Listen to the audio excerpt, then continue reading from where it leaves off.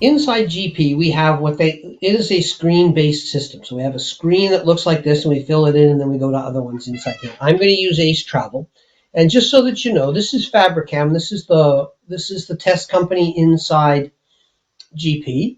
I have migrated this directly across into Business Central already, so that when I go into Business Central, I'll be using exactly the same vendor with the same information as it was copied across as part of a migration. So inside here, we've got our names, addresses, and things like that, which is what we expect to see. That this is all the things that we're looking at inside here. When we click down here, we go to the addresses down here. We have a remit address, and inside here we have our EFT. This is where we would put our banking information so that we've got another screen.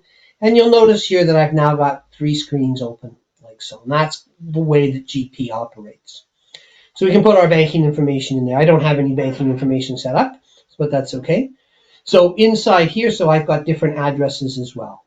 The next thing I wanted to talk about is the accounts, because underneath each vendor, we have a number of accounts that we need to keep track of. These accounts are stored against the vendor, and when certain transactions occur, we hit these different accounts. For instance, the accounts payable control account is the most important one.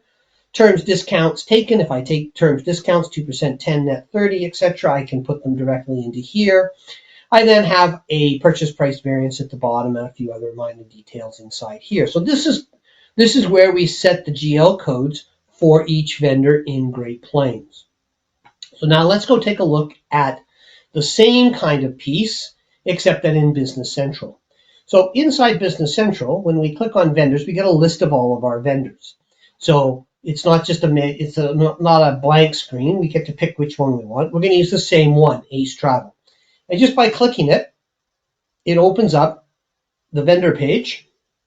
And the vendor page has got a number of different pieces in it. So it's got a bunch of things as well as a bunch of different areas. So inside here, we got our name and address. Down inside here, we got our name, what kind of stuff that we need for inside here, purchaser codes and things like that, company size and sustainability, and some inventory in there.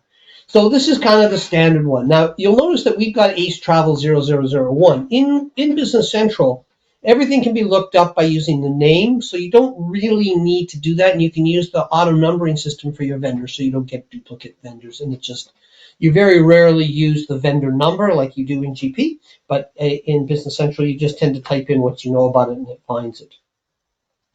Underneath your addresses, this is your standard core address. Inside here, contact information, your contact codes.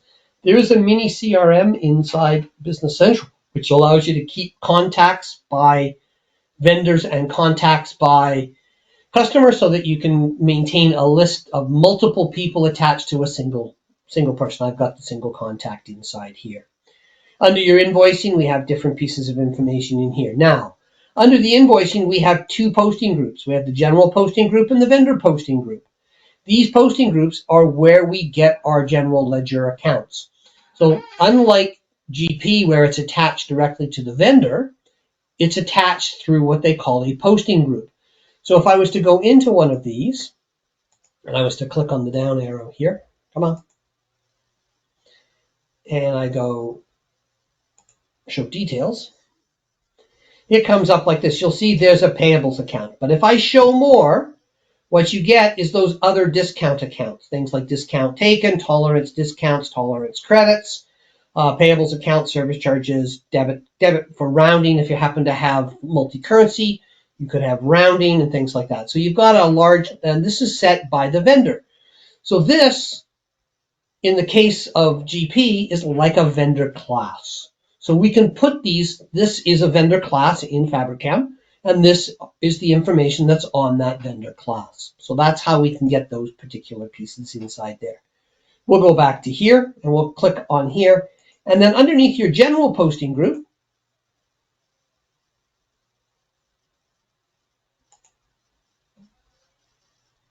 we end up with this. And then from inside here, we can click on Setup. And this becomes a list of all the different accounts that we can assign to it. So where am I here? There it is there.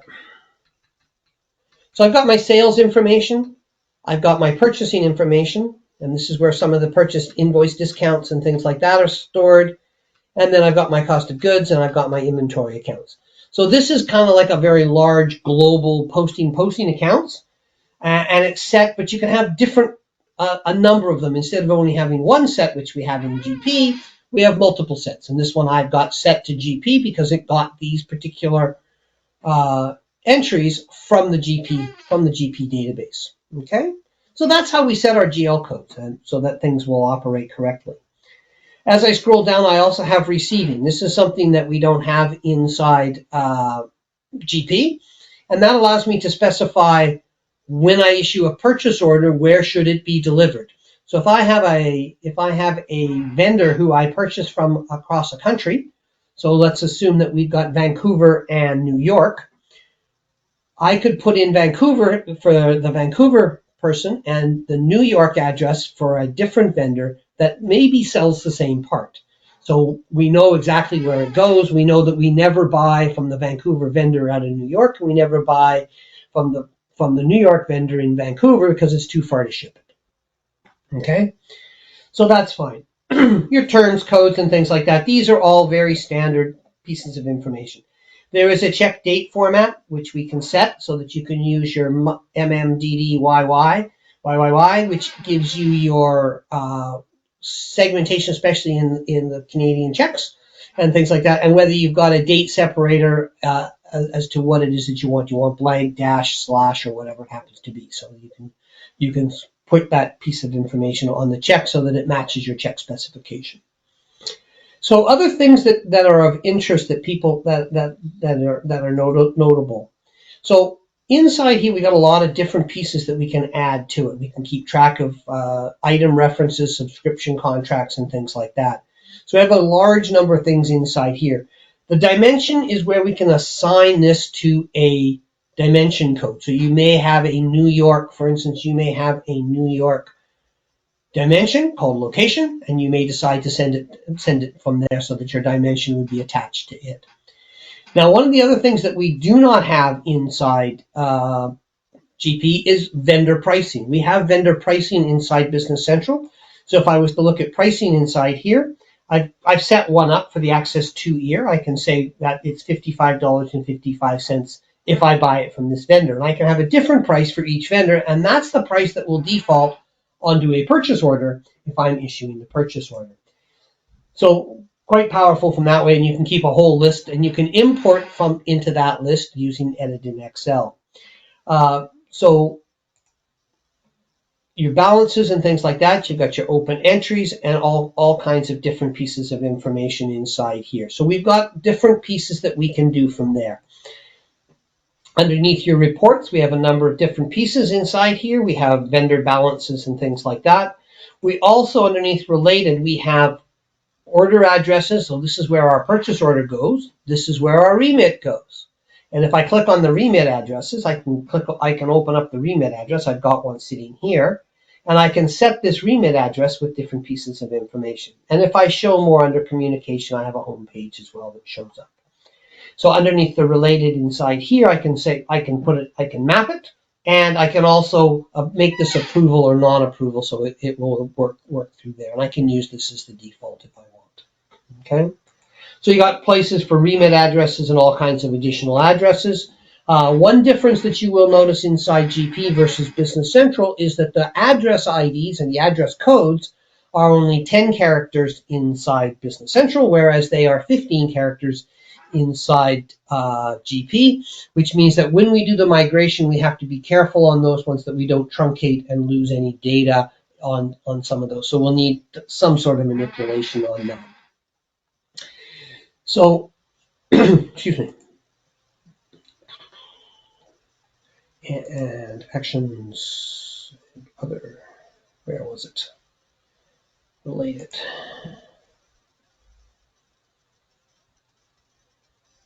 Oh, history, great. So underneath your history, you've got your entry statistics and statistics by currency, and I got my ledger entries. So when I click on my ledger entries, this shows me all of the transactions inside here that have happened against Ace Travel since I've pushed this across, I've put in these transactions inside here.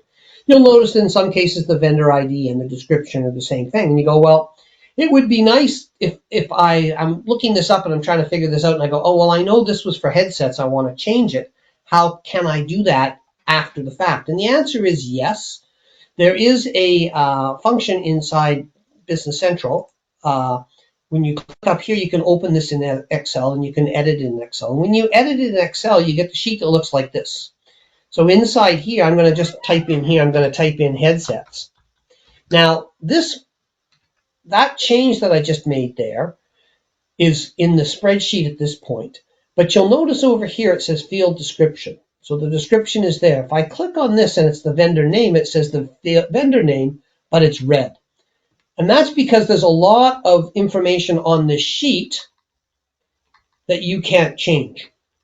So, for instance, all of these amounts, because they've been posted and put in your general ledger, you can't change them. So, but you can change some things, and this makes it quite powerful. So I've got headsets here, and I can type in, and I can copy that down a couple if I wanted to, so I can go like that. And then all I need to do here is hit the publish button. It will publish it back out, 2 changes. There it goes. And when we go back to our sheet here, once I go back from here,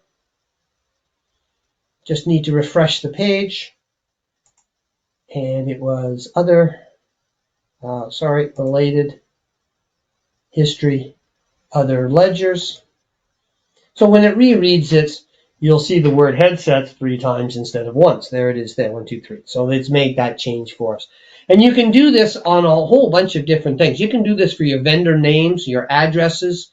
You can change your addresses on the fly by dumping out the whole vendor list and saying, I want to change my my short codes for my states and provinces to the two digits that they should be in case somebody has entered B.C. or B-C for British Columbia. They should be BC without a space. We can go in and make those changes globally and then push it through. Okay, so that's how we work on vendors. So that's the difference between the two on vendors. As I say, there's quite a few things inside here. One of the things that we've also got in all through Business Central is this request approval. And there's built-in workflows for approvals of vendors and for changes and things like that. You can send this through approval. You can send approval and cancel the approval. You can also, at the same time, you can also write Power Automate scripts. Business Central comes with fundamentally some of the Power Automate scripts. Gives you a few thousand transactions a month that can be pushed through Power Automate without having to purchase additional licenses. And you can create approval workflows and automated workflows. And this works not only against the vendor card, but also against all transactions. So it's very easy to write workflows and things like that, which we tend to do after a go live procedure. So I'm going to just head back into there. Now from here, I can see my balances and things like that. And this is a filter. I can also filter this list at any time by hitting the filter button. It opens up over here, and I can then edit this date. I can filter the list by, and if I hit the plus sign, it gives me a list of all the different fields. Very much like a smart list, except it's a standard list. It's what they call a list inside Business Central, but it allows you to kind of look at your different vendors, and you can just double click on the one that you're looking for, and you can sort by name and things like that.